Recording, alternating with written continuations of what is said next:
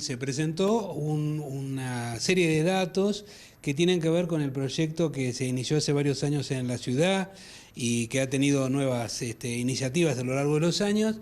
En el Consejo Deliberante la semana pasada se presentaron los datos del primer semestre del seguimiento de las tentativas suicidas dentro del Sistema Municipal de Salud.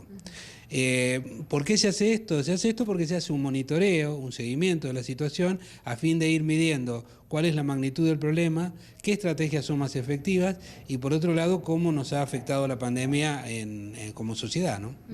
¿Han modificado mucho los casos respecto a la llegada de la pandemia o los números son similares a años anteriores?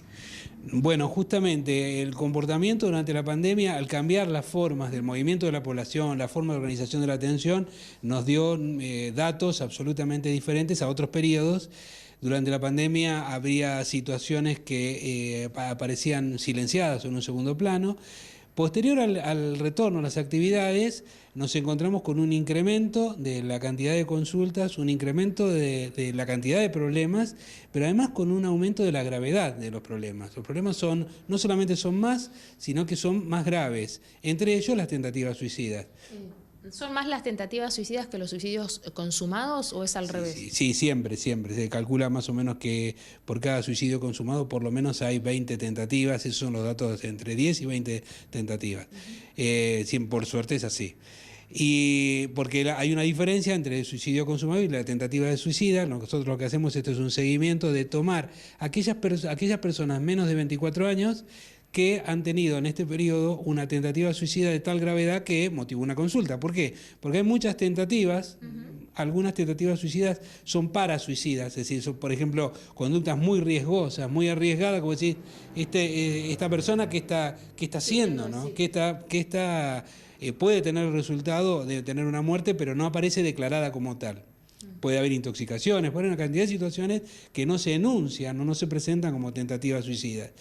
Pero lo que sí vemos que en este periodo posterior a la pandemia ya estamos en el doble de casos que en años anteriores a la pandemia. Así que si estábamos hablando que ya a esta altura hemos cubierto la cantidad que teníamos usualmente. Ante un intento de suicidio o tentativa de una persona cercana del entorno, ¿qué se puede hacer para poder ayudar a esa persona? Bueno, lo primero es no minimizarlo. Hay una serie de mitos que circulan en nuestra sociedad que, por ejemplo, que el que se suicida no lo avisa, que el suicidio siempre implica un problema depresivo, que implica problemas familiares, o implica una cantidad de supuestos que hacen que se relativice o que no se pueda ver cuando esta situación está dando. Por eso lo importante de este proyecto es que lo que buscamos es que no se atienda solamente la urgencia.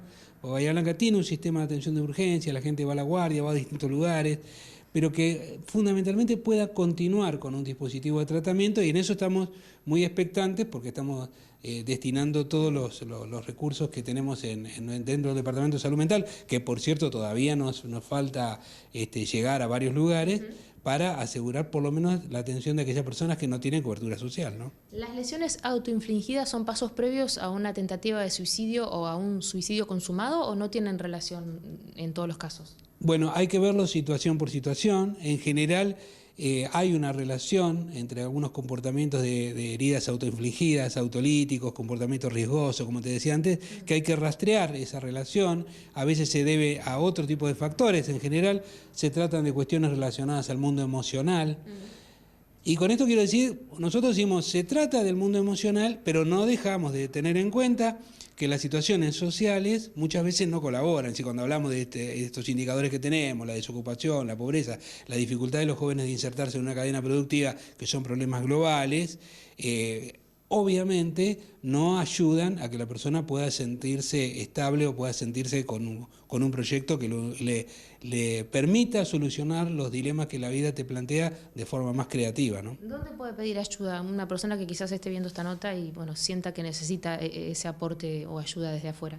Bueno, por eso, como vos dijiste al comienzo, el Departamento de Salud Mental de la Secretaría de Salud tiene un sistema de atención en unidades sanitarias, en las unidades sanitarias más cercanas al domicilio donde vive la gente. Es decir, hay varios recursos en los cuales la persona puede llegar.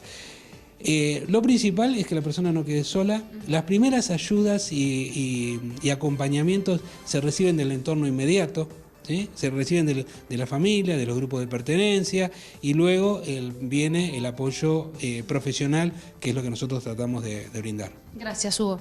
Gracias a vos.